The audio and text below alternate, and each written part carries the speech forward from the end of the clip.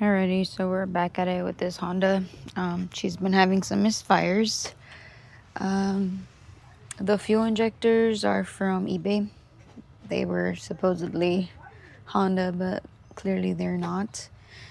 They're probably bootlegs, but so pretty much I diagnosed one being bad from this is what I did. I pretty much swapped the fuel injectors just to see if it would swap to this cylinder, and it did just that. So now we're gonna use another Chinese injector, and hopefully that fixes the misfire.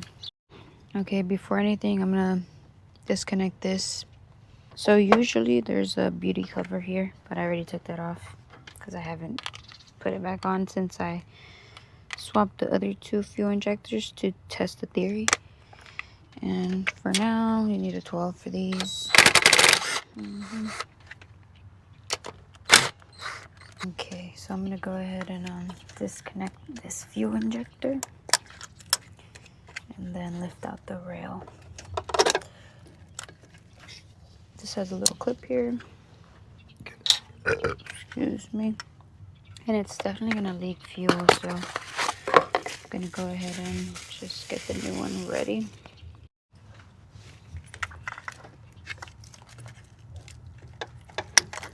Okay, there we go.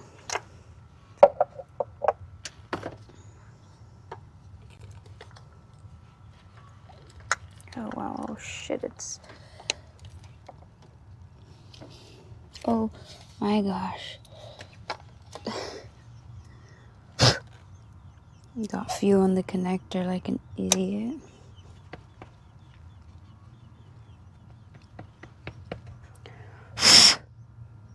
Hopefully that doesn't damage anything. Okay, so I got it in already.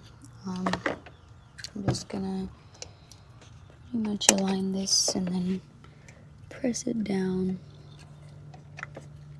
And it should be ready to be tightened back up.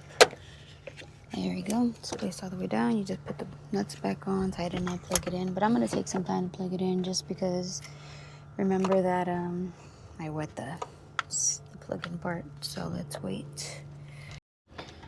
Oh, one more thing. Don't forget this clip.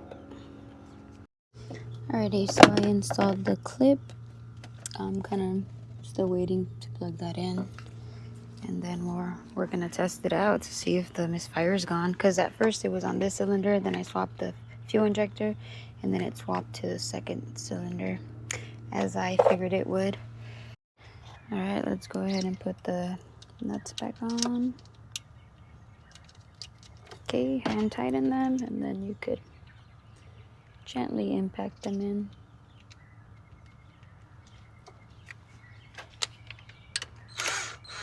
I like to go a little slow on both sides first. There we go, and then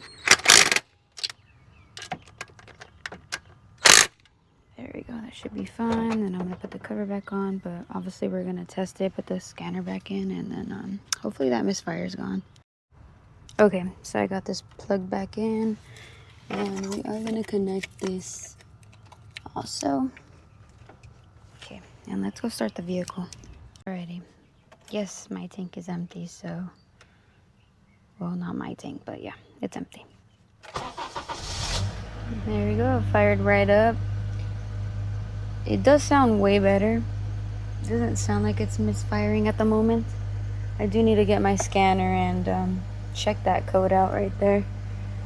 Let me go ahead and gas it, because usually that's when it would start turning on and off. Alright, let's get that scanner, clear the code, take it on a drive. Alright, well honestly it's running super smooth, which is a great improvement compared to how it was running. It was shaking every time, and now it's like not even moving at all, which is really good. So that's a good sign.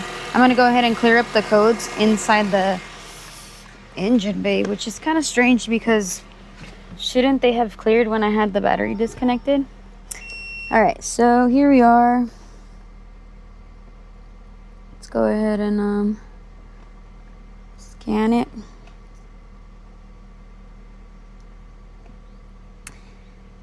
I'm just I also had an issue where the car was dying, so that's another thing I have to figure out also. Okay, wow, so that's gone, but this is the code I've been getting. It's P060A.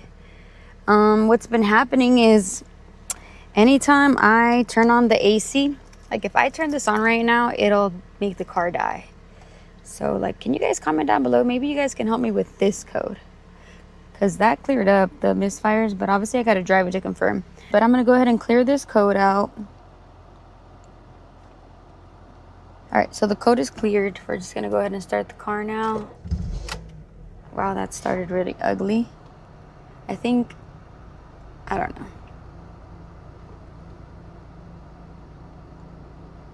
All right, cool. So there's no codes at the moment. I'm going to go test drive this car now, and I'm just going to drive it around the block and then just confirm that that misfire is gone, because that was our main issue. The other one we'll take care of a different day, but that's it for right now. Let me go test drive that, and I'll let you guys know how it goes. All right, I'm going to go take this on a drive and put some gas in it, because it needs it. It's pretty empty. It died on me right now. When I had max AC on, I did notice the voltage was going down, so that's not good.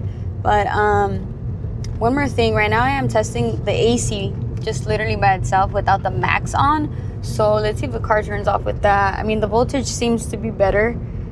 It's just died. I don't know if you guys are noticing the voltage, but it keeps fluctuating. I think this alternator might be faulty. This is from Amazon also. Amazon replacement alternator. These are the codes we got back, which on the plus side, we're not getting the misfire one back, which is amazing. But these are the codes that I've been getting also. So P060 and then P1659. Those are the ones that I just haven't been able to get rid of. Alrighty, so we're here pumping gas. This car died again. It definitely has a charging issue. I'm gonna go ahead and literally disconnect one of the terminals. And if the car still runs, that's a good sign. If the car turns off, obviously that shows us that the alternator isn't working properly. Connect this ground to see if the car turns off.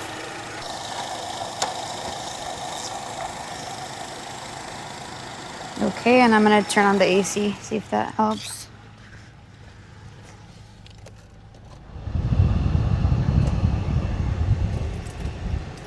It's so strange, like it says right now 12.48, 13.4.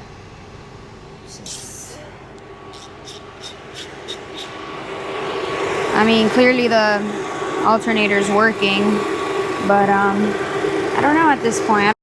But I'll keep you guys posted. At least we fixed the misfire, so that's on the plus side, because that was our main concern.